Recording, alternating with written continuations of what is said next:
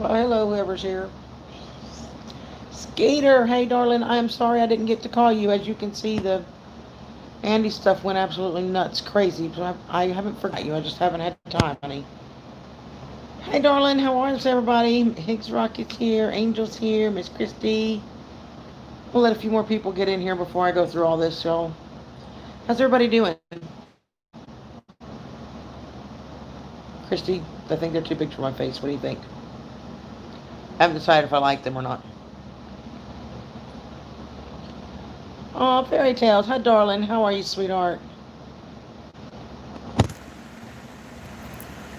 Miss Rosanna and Brenda. Hi, sweetheart. I'm hanging in here. I'm stressed, but I'm good. I'm tired.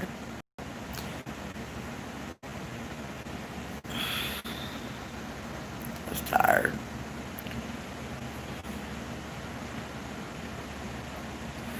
All kinds of fun. Sounds like it, Miss Skeeter. Or Skeeter, Mr. Skeeter, excuse me.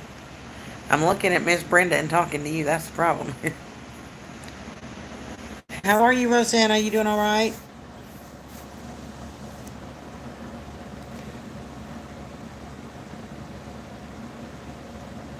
I was tired this morning. I'm tired now. I'm like, is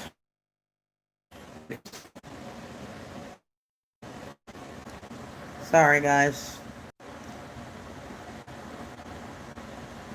Okay, Rosanna, thank you. Well, I just got back to the hotel a little bit ago. I'm in a hotel room close to the hospital. But do this in the morning. I'll try. Um, so yeah, it's on my end. It's the hotel Wi-Fi. But see, I have a new phone, and I can use my regular data on that phone. Except that I can't let it get it to let me sign in to this account. Google will not let me sign into this account on that phone. It keeps telling me to verify it, and what it wants to do is send a verification code to this phone, the old phone. Well, the old phone is no longer in service. It's only on now because it's on Wi-Fi. So I can't get a text message. And the alternate, it says, try another way. Well, the only other way is to verify your information. And I cannot figure out how in the world to get it to turn off the two-step verifications. So it just won't ask for it. I can't log into my Country Girl account to go live on my new phone, my actual data. So I'm hoping the buffering won't be too bad for you guys. I'm sorry if it is. But hey Allison, how's sweetheart? Kelly, hey Barb, anybody I've missed. So anyway, real quick, behind inches in diameter and it's big, it's pressing on his stomach and cutting off a part of his stomach, so it's making it hard for him to eat. But and I'm sorry you guys if I miss anything. So anyway, about 5 days. They released him yesterday about 2 o'clock and discharged him. We picked him up, we brought him here to the hotel, dropped him off, went to go get his prescriptions. Before we could get back, like less than 20 minutes, 30 minutes at the most, he called me almost screaming in pain, asking me to send an ambulance to the hotel. So we take him back to the emergency room, and excuse me, I'm going to try and do this without getting that room at the emergency department, but his blood. Sorry, y'all. I know it's. I'm so. But by the time I got 177, nothing I can do about it. I'm a whole team of doctors and nurses and RNs and version or cardio version, I think, where they literally stopped his heart and restarted it. So When none of that worked, they shocked him, just like if you were having a heart attack, they shocked him twice, and that didn't work.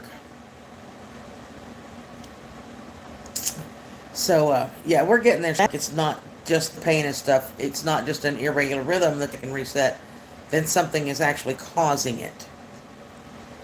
So then they looked for answers, and they figured out that he was bleeding into his spleen. He had internal bleeding into the spleen. There was one of the veins somehow or another torn. It was bleeding. It was all contained in the spleen, but his blood pressure started plummeting and his heart rate just kept going up.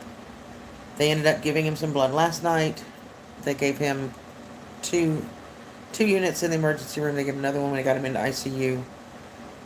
They did some more scans and just tried to keep him as best as they could until the surgeon could get there this morning to look at him. They said, yeah, this spleens got to come out. There's no question.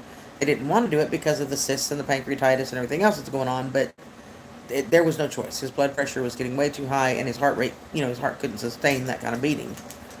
So they did go in today, and they took out his spleen. They also discovered he has pneumonia. On top of the pancreatitis, on top of the cysts, he is malnourished. He is underweight. They're trying to get everything done. Hey, Joseph. So they're trying to... He's pretty sick. He's really sick, you guys. The spleen now at least is out, and his levels are starting to level a little bit. Blood pressure is a tiny bit higher on the top end than they want, but not to the super dangerous yet. And his heart rate's still hanging around 115 to 130, depending on what's going on. He's totally sedated. He's still asleep. He's on UR. See there? He'll survive it, right? So, the ventilator probably till tomorrow. At some point tomorrow, they may take it out, just depending on how he's responding. Hey, Allison, sweetie, I'm sorry. I didn't see you come in. So, oh yeah, he is on a ventilator probably till tomorrow. He's totally unconscious. He's got tubes in his nose that are going down in IVs. He's got a great team that's working with him, and it's going to be a long road to recovery, but he came out of the surgery fine. The surgery went well. There was no other complications with the cysts or the pancreas that we've been dealing with. So he is on antibiotics. He is on pain meds. They've given him a fentanyl drip for now while he's sedated. The pancreas and pancreatitis and the pneumonia all need to heal before they can deal with the cysts unless something happens. But, thanks, Rosanna. Thanks, Owen. Yes, they are checking potassium, magnesium. He's been getting nutrients through a TPN, I think is what they called it. He's very malnourished, protein malnourished. He's about 20 pounds underweight. And most that's because he hasn't been able to eat or keep anything down. Even when he was drinking sips of water and Gatorade and going through them like crazy, as soon as he'd drink it, he'd throw it right back up. So he's been probably 2 weeks with no food or water. And so I said he's 20 pounds underweight. He is malnourished, but they're working on it. He's getting a little bit better. And part of the problem, the largest cyst that they're dealing with is pressing on his stomach, and it's making it hard for him to digest food. So right now he is on total liquids. He can't have anything. Basically, the doctor says if you have to chew it, you can't have it. He's a picky eater, which is going to make this fun, right? But soup broth, soup, he can have that. And mashed potato, be careful with no spices. It's just going to be a long road, but he's in God's hands, you guys. And I'm telling you, last night scared the crapola out of me. But it's where he needed to be, and he's in good hands. The hospital staff has been amazing. And I know we're at ICU and at 6 o'clock. And he didn't get back to his room from the surgery till a little after 6:30. Even though obviously he's unconscious. He's on propanol, I think is what it's called. And they were getting ready to hang levels will go back, stabilize. But right now what's important is he's stable. Like the surgeon said this morning, we're going to work on saving his life first, and then we'll go back and deal with the pancreas and the cysts and all the other stuff. But we gotta save his life first. But because he's so malnourished, his system is just weak. He is very weak. He could barely even take 2 steps before this happened. So, if you guys just keep him in your prayers. It's going to be a long road to recovery. I think we've got to get AC in his camper and my camper. We've got to get a fence done for the dogs because he can't have the dog over there with him that's, would jump on him. Um, Somebody asked me earlier whether the surgery today was laparoscopic. No, it was not. It was open. So he's got probably 6 to 8 inch incision across his abdomen. Um, I don't know. Is there anything else y'all want to know? Anything I didn't answer?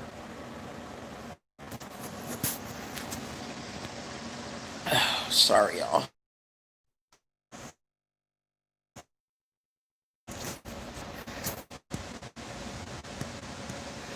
He does tell. He is in God's for sure.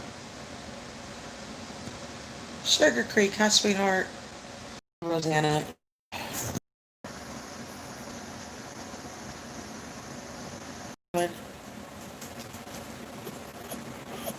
No, go lay down. Awesome. No. Thank you, everybody. How are you, Owen, honey?